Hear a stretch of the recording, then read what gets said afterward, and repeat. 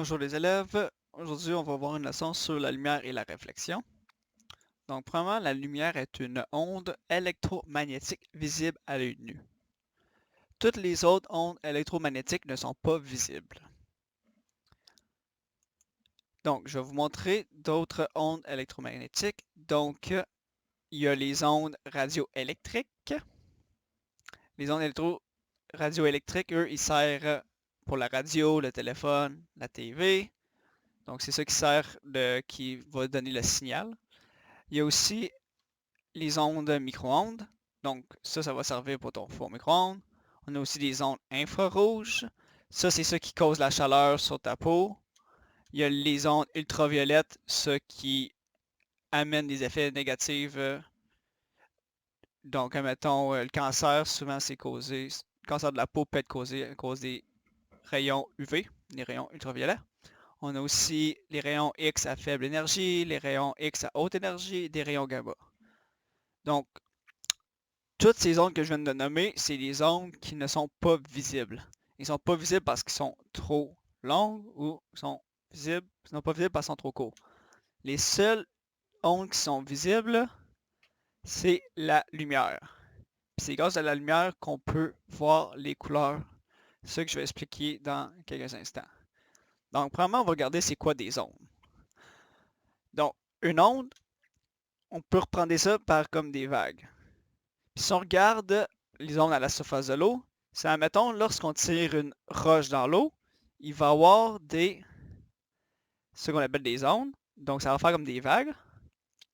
Et pour calculer la longueur d'onde, ce qu'on utilise pour notre spectre électromagnétique, les longueurs d'onde, ça, on va regarder aux crêtes. Donc, les crêtes, ça, c'est le dessus de ta vague. Donc, c'est un peu comme le sommet de ta vague. Puis, on a aussi les creux qui est le dessous de la vague. Donc, pour calculer la longueur d'onde, on va regarder la distance d'une crête à une autre crête, à la crête suivante. Donc, ça, c'est avec un onde à la surface de l'eau. Mais ici, on a un onde électromagnétique. Donc, pour calculer la longueur d'onde d'une onde électromagnétique, on va faire un peu la même chose. On va regarder la longueur d'onde entre les deux crêtes ici. Donc, dans notre onde électromagnétique, on a des champs magnétiques, puis on a des champs électriques. Donc, c'est pour ça, c'est là que ça vient le nom électromagnétique, à cause des champs électriques et magnétiques.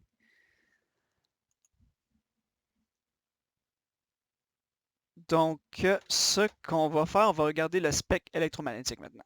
Le spectre électromagnétique va démontrer toutes les ondes électromagnétiques selon leur longueur d'onde.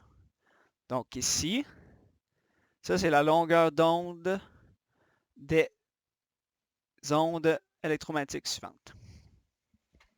Donc, ça va passer de la plus longue longueur d'onde à la plus courte. Puis ici, ça c'est juste des objets ou des choses qui peut te donner un peu une image, une idée de c'est quoi la taille de la longueur d'onde. Donc, nos ondes radioélectriques, leur longueur d'onde, donc la distance entre leurs deux crêtes, pourrait être la largeur d'un terrain de soccer ou d'une maison. Mais la longueur d'onde, admettons, des micro-ondes, c'est entre une balle de baseball puis un point. Puis les longueurs d'onde de la lumière ici, là, c'est plus petit qu'une bactérie. Puis des bactéries, on peut même pas voir ça à l'œil nu.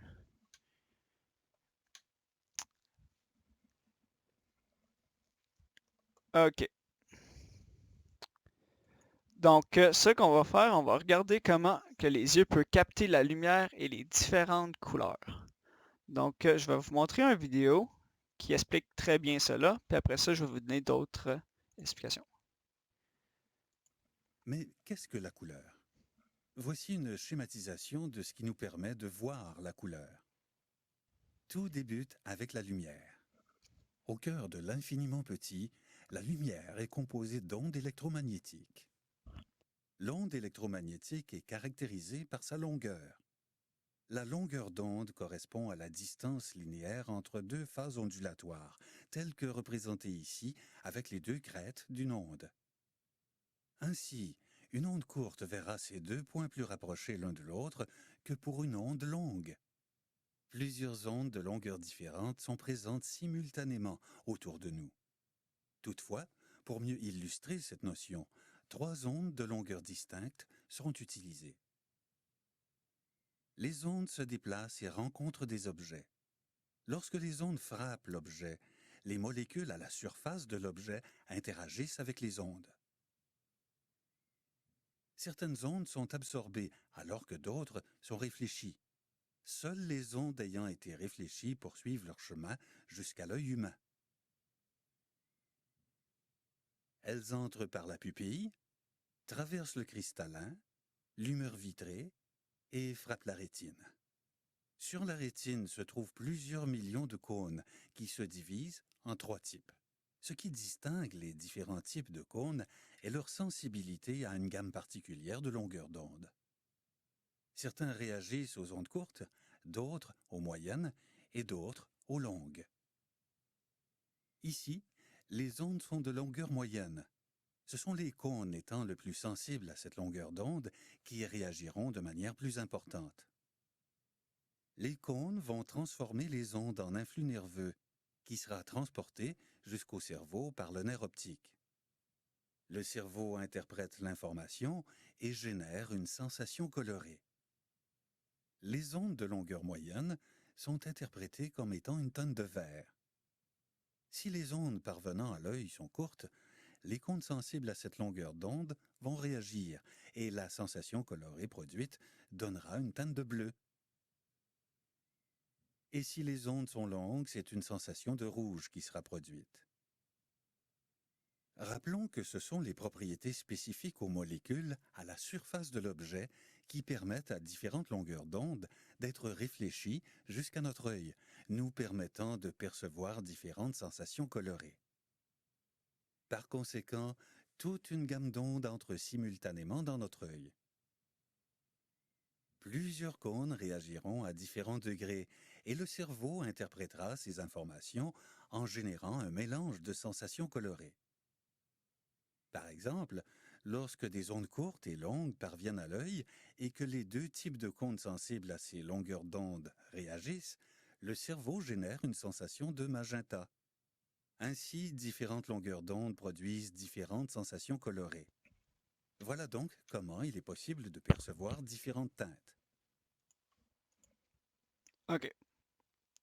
Donc, comme c'est expliqué, les longueurs d'onde différentes vont pouvoir te faire voir différentes couleurs.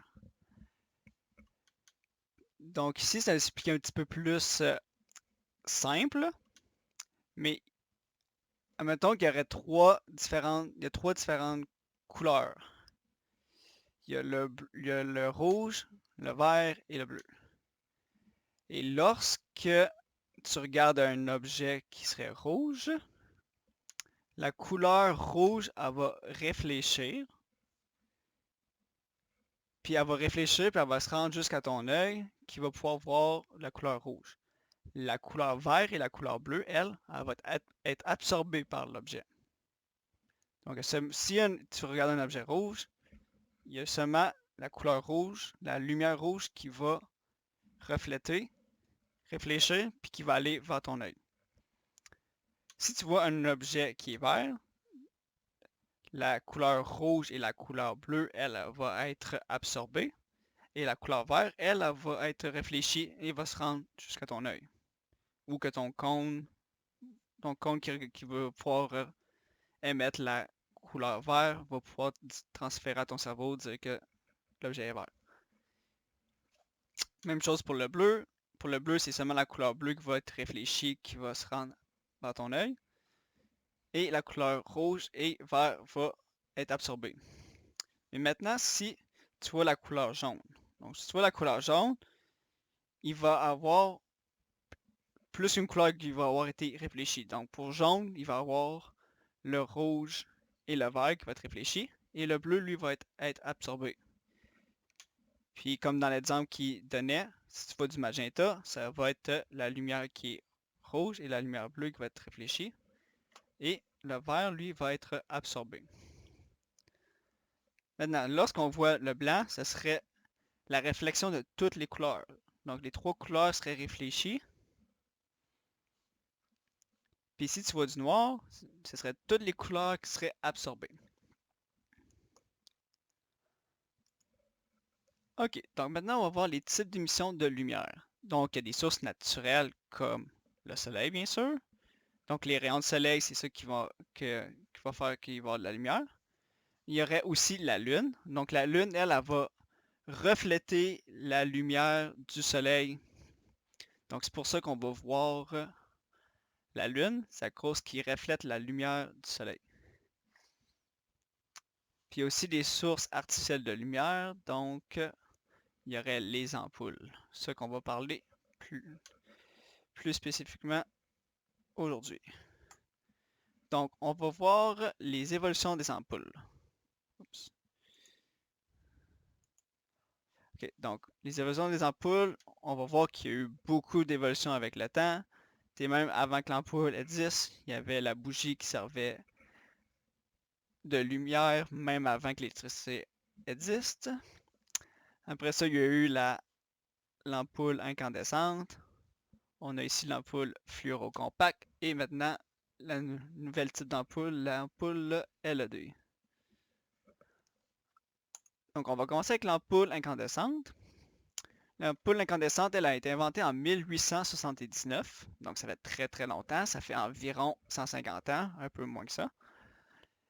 Puis elle, la manière qu'elle fonctionnait, ou qu'elle fonctionnera, c'est qu'elle a un filament de tungstène. Puis ça, c'est un filament de métal, mais c'est un métal qui peut être chauffé à des très hautes chaleurs. Donc, elle peut être chauffée, lorsqu'on voit ici la lumière, là, elle est chauffée à 1500 degrés Celsius. Donc, c'est vraiment beaucoup. Donc, ton ampoule elle est attachée à un courant électrique, puis le courant électrique, lui, il va chauffer les filaments de tungstène qui va émettre de la lumière. Un avantage de l'ampoule incandescente, c'est qu'elle est très peu coûteuse, donc elle coûte vraiment pas cher. Mais ça, c'est une de ses seuls avantages, parce que c'est la première ampoule qui a été inventée, alors c'est l'ampoule qui est la moins bonne. Donc, elle a une faible durée de vie. Elle durait environ 1200 heures. Après 1200 heures, ton ampoule ne marche plus. Elle a un faible rendement et utilise beaucoup d'énergie. Donc, lorsque ton ampoule passe à travers un courant électrique, elle va faire de l'énergie électrique. Et seulement 5% de son énergie électrique va produire de la lumière. L'autre 95% de son énergie électrique va sortir en forme de chaleur. Donc, ça, c'est pas vraiment l'idéal parce que lorsqu'on pense à une ampoule, on pense à la lumière. Mais cette ampoule-là, il y a seulement 5% qui sort de la lumière et le 95 autres % sort de la chaleur. Puis ça, c'est une raison de pourquoi ces ampoules-là ont arrêté d'être fabriquées au Canada. Donc, on ne peut plus fabriquer ces ampoules-là au Canada. Et c'est à cause qu'ils utilisent beaucoup, beaucoup d'énergie. Ces ampoules-là, ils ont été interdits à fabriquer au Canada depuis 2014. Donc, on ne peut plus les fabriquer, mais on peut encore les acheter. On ne pourra plus les acheter lorsqu'il n'y en aura plus dans les magasins. Mais j'ai lu sur Internet que même si on ne peut plus les acheter en magasin, on va pouvoir les acheter à travers d'autres pays. Mais bon, ça, c'est juste des petits détails. Mais au Canada, c'est interdit depuis 2014, puis c'est même interdit dans d'autres pays. Là. Je pense les États-Unis aussi, puis plusieurs pays en Europe. Donc, après l'ampoule incandescente, il y a eu l'ampoule halogène. L'ampoule halogène, c'est le même principe que l'ampoule incandescente. Donc, elle a un filament de tungstène qui va produire de la lumière, qui va être chauffé pour produire de la lumière, mais celle-là a été un petit peu upgradée, donc elle a été un petit peu améliorée. On a ajouté ici un verre de quartz qui va résister à des hautes températures parce que, c'est comme j'ai expliqué, ton filament de tungstène, il va pouvoir aller à 1500 degrés Celsius, donc ça c'est très chaud, donc il faut un verre qui est capable de résister aux hautes températures. Puis il y a aussi des gaz à basse de pression à l'intérieur de l'ampoule qu'on a ajouté. Puis il va y avoir une réaction chimique qui va se produire. Alors, puis ça va faire, c'est que les particules de tungstène qui se décomposent sous l'effet du gaz vont se redéposer sur le filament de tungstène. Parce que lorsque ton filament de tungstène il se chauffe, il y a des particules qui vont se décomposer. Donc c'est pour ça que ton filament de tungstène, après 1200 heures, elle ne marche plus. Parce qu'il va avoir perdu toutes ces particules avec le temps qui s'est fait chauffer. Donc, il va toujours perdre des particules, puis un jour, il n'y en aura juste plus.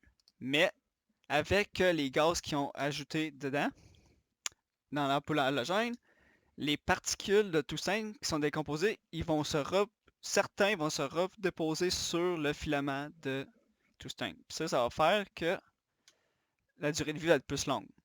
Donc la durée de vie d'une ampoule halogène dure environ 2000 heures.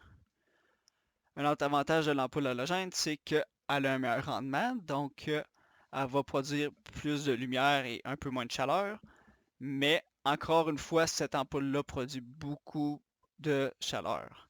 Puis à cause de ça, elle va utiliser une grande quantité d'énergie. Donc il y a une petite amélioration comparée à l'ampoule incandescente, mais c'est encore loin d'être la perfection. Donc après les ampoules halogènes, on a eu les ampoules fluorescentes. Donc l'avantage de l'ampoule fluorescente, c'est qu'elle a un meilleur rendement. Elle dure plus longtemps aussi, elle dure environ 5000 heures. Mais le gros désavantage des ampoules fluorescentes, c'est qu'ils contiennent des gaz toxiques pour l'environnement. Donc, il y a plusieurs personnes qui ont continué à acheter des ampoules incandescentes et halogènes au lieu d'acheter des ampoules fluorescentes parce que ils ont des gaz qui sont toxiques pour l'environnement, qui sont même toxiques pour l'être humain. Donc, ces ampoules-là, ils contiennent des gaz tels que le mercure et l'argon. Le mercure, ça, c'est un gaz qui est toxique. Et il y a aussi une couche de phosphore qui recouvre l'intérieur du tube fluorescent. Puis la manière que ça marche, c'est qu'il y a des électrodes à chaque bout du tube qui émettent des électrons qui, en traversant le tube, ils vont rentrer en collision avec des atomes de mercure. Puis ça va produire de la lumière ultraviolette. Mais comme on a expliqué avant, la lumière ultraviolette, elle n'est pas visible à l'être humain. Puis c'est là que le phosphore va être utile. Donc la couche de phosphore, elle va absorber ces rayons lumineux, donc les rayons ultraviolettes, puis ils vont émettre de la lumière ensuite, qui est visible. Puis ça, on appelle ça la fluorescence, que je vais expliquer dans quelques instants.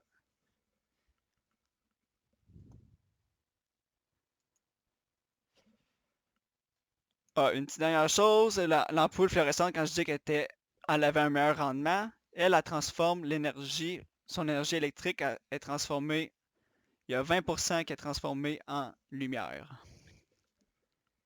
Donc, comparé à l'ampoule incandescente qui avait seulement 5% de son énergie électrique qui était transformée en lumière, celle-ci elle a 20%.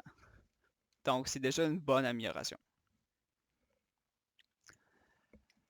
Donc, si on regarde les ampoules DEL ou LED en anglais, ça, c'est les nouvelles ampoules.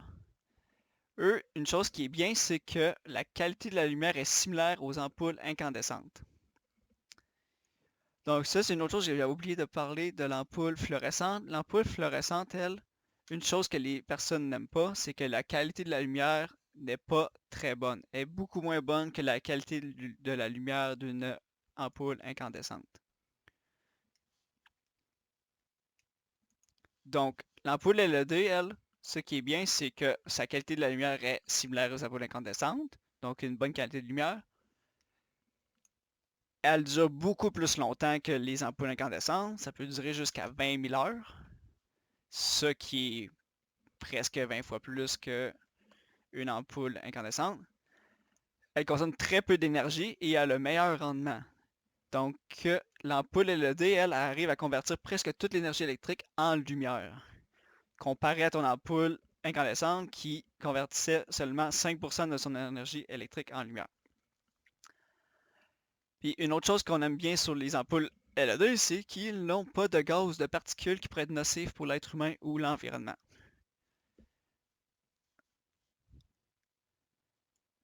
Mais une chose, là, on donne beaucoup d'avantages de l'ampoule LED. On ne donne pas d'inconvénients. Moi, je m'attends que dans les prochaines années, on trouve des choses qui seraient inconvénients de l'ampoule LED. Mais puisque c'est assez nouveau, on ne sait pas encore. Mais j'avais vu des rumeurs que ça pourrait causer des mal de tête, l'ampoule LED, mais ça, c'est pas encore prouvé. Donc, ça reste à voir. Donc, si on regarde les comparaisons des différentes ampoules. Donc là, on va regarder c'est quoi le coût de la différence de coût des 4 ampoules après 10 ans. Donc, ce tableau-là a été fait en France, donc c'est pour ça que c'est en euros. Puis, comme je disais, on regarde le coût sur un total de 10 ans. Donc, ton ampoule incandescente, comme je disais, elle ne coûte vraiment pas cher. Donc, elle coûte environ 2 €. Puis l'halogène coûte un peu plus cher. La fluo compact, qui est une ampoule fluorescente, encore plus cher. Et la LED, qui est l'ampoule la plus chère en ce moment.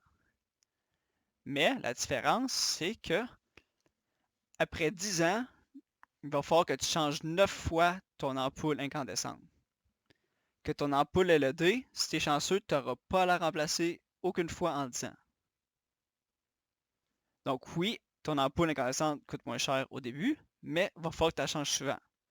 Et en plus, elle utilise beaucoup plus d'énergie. Donc les watts, là, ça c'est ton énergie. Une ampoule incandescente peut utiliser 80 watts. Une ampoule LED, il y en a de 10 watts.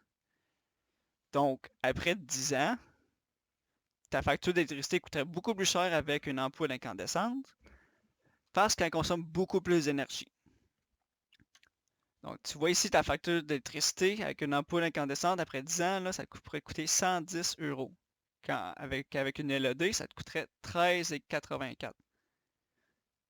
Donc, après 10 ans, il y a une grosse différence. Après 10 ans, puisque tu dois changer ton ampoule 9 fois, plus qu'elle coûte plus cher d'électricité, même si au début elle coûtait moins cher,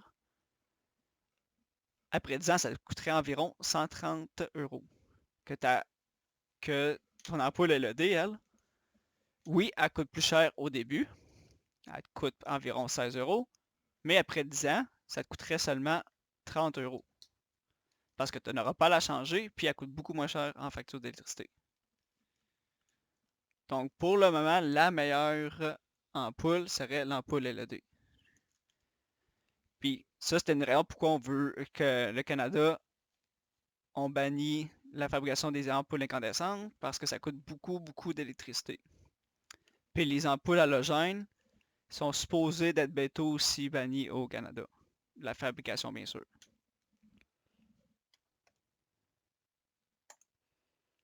Donc là, on va regarder les luminescences. Donc les luminescences, eux, ça c'est des substances qui vont produire de la lumière sans être chauffées. Donc nous, nos ampoules, pour produire de la lumière, il faut qu'ils soient chauffés. C'est pour ça qu'on va les mettre à l'électricité pour qu'ils peuvent chauffer, pour que les substances soient chauffées à l'intérieur, puis que ça peut produire de la lumière. Mais ça, les luminescences, eux, ils n'ont pas besoin d'être chauffés pour produire de la lumière. Donc, on a 4 types de luminescence. On a la fluorescence, qu'on a déjà entendu assez souvent. On a la phosphorescence, qui est assez semblable à la fluorescence. Je vais vous parler de la différence dans quelques instants. Il y a la chimioluminescence et la bioluminescence. Donc, on va commencer avec la fluorescence. La définition de la fluorescence dit la fluorescence est la capacité de certains produits chimiques à émettre de la lumière visible après avoir servi un rayonnement qui n'est pas normalement visible, comme la lumière ultraviolette. Donc, un bon exemple, c'est notre ampoule fluorescent ou notre ampoule fluorocompact, c'est même qu'on l'appelle. Mais c'est un type d'ampoule fluorescent. Puis elle a du phosphore dedans, Puis le phosphore, elle va absorber les lumières ultraviolettes pour sortir de la lumière. Donc, il va prendre de la lumière ultraviolette qui n'est pas visible, puis il va l'absorber, puis il va sortir de la lumière qui est visible. Il y a d'autres aussi utilités avec la fluorescence. On peut utiliser ça pour vérifier des billets qui sont des faux billets, donc pour vérifier si on a des vrais billets ou non. Puis on peut utiliser une machine qui va sortir des lumières ultraviolettes. Puis en sortant les lumières ultraviolettes, ce que ça va faire, c'est qu'on va avoir du fluorescent. Parce que sur le billet, il y a un produit chimique qui est fluorescent. Donc, il va absorber la lumière ultraviolette, puis il va la sortir en lumière qui est visible. Puis on utilise aussi le fluorescent lors des scènes de crime pour voir du sang aussi. On peut mettre des lumières UV vers le sang, puis il y a quelque chose dans le sang qui fait que ça va être fluorescent. Donc, il y a ça. On peut regarder maintenant la phosphorescence. Donc, la phosphorescence, c'est presque la même chose que la fluorescence, mais cette fois, les lumières ultraviolettes sont absorbées puis sont conservées. Alors, la lumière est produite pour une période de temps. Donc, la fluorescence, ici, la lumière UV ou autre lumière qui n'est pas normalement visible est absorbée, puis elle est directement il y a de la lumière qui va directement sortir. Donc, ton ampoule ici, là, si tu éteins l'électricité, il n'y aura plus de lumière ultraviolette qui va se produire dans l'ampoule. Et alors, il n'y aura pas de lumière qui va sortir. Donc, il n'y aura pas de lumière ultraviolette qui va être absorbée, donc ils ne pourront pas sortir de lumière. Que ta phosphorescence ici, tes lignes blanches ici dans les routes, le blanc sur tes stops, le blanc ici dans tes camisoles de construction, eux, ils vont absorber la lumière, puis ils vont la conserver. Donc, ce que ça va faire, c'est que quand il n'y aura plus de lumière UV, quand le soleil va être couché, il va quand même avoir de la lumière qui va être produite, parce qu'il va avoir absorbé, puis il va l'avoir conservé. Donc, on utilise ça pour les stops, pour les camisoles de construction, aussi dans les lignes blanches dans les routes pour qu'on puisse voir la route le soir. On a aussi la chimioluminescence. Désolé. Chimioluminescence. Ça, sa définition, c'est émission de lumière suite à une réaction chimique entre deux substances. Donc, la meilleure exemple, ça, c'est nos bâtons lumineux. On a souvent vu ça dans des fêtes, lors de des feux d'artifice, etc. Donc souvent, on va utiliser ça dans des fêtes le soir. Et comment ça marche, ça? C'est qu'il y a un bâton de plastique qui va contenir un produit chimique. Et dedans, il y aura aussi une ampoule qui va conduire un autre produit chimique. Puis lorsqu'on va le plier, donc lorsqu'on va le plier pour pouvoir le mettre sur notre bras ou sur notre cou, ça va casser l'ampoule. Puis en cassant l'ampoule, les deux produits chimiques vont se mélanger. Puis ensuite, il va y avoir un colorant qui va être dans la solution, qui va pouvoir mettre de la couleur à la lumière. Donc quand les deux produits chimiques ils vont se mélanger, ça va produire de la lumière. Puis on va mettre un colorant pour pouvoir avoir de la lumière rouge, bleu, vert, etc. Donc ça, c'est un exemple de chimioluminescence. Et finalement, il y a la bioluminescence. Ça, la définition, c'est la bioluminescence est l'émission de lumière par des organismes vivants. Donc, il y a beaucoup d'organismes vivants, surtout les organismes marins, mais on peut voir ici, on a notre luciole ou notre firefly en anglais, qui utilise aussi la bioluminescence. Mais la plupart des organismes vivants qui vont utiliser ça, c'est des organismes marins, donc qu'on retrouve dans l'eau. Mais eux, ils vont avoir une réaction chimique qui va se produire dans leur corps, puis ça va produire de la lumière, puis souvent, ils vont utiliser ça soit pour attirer leur partenaire, ou pour faire peur à leurs prédateurs. Donc, la luciole, elle utilise sa petite lumière ici, là, elle utilise ça pour attirer les autres lucioles, puis également pour faire peur aux autres prédateurs. Et même chose avec les méduses. Les méduses qui sont des jellyfish en anglais. Ils vont s'allumer aussi pour faire peur aux prédateurs. Donc c'est tout pour cette leçon. J'espère que vous avez appris beaucoup et si vous avez des questions, ne vous gênez pas.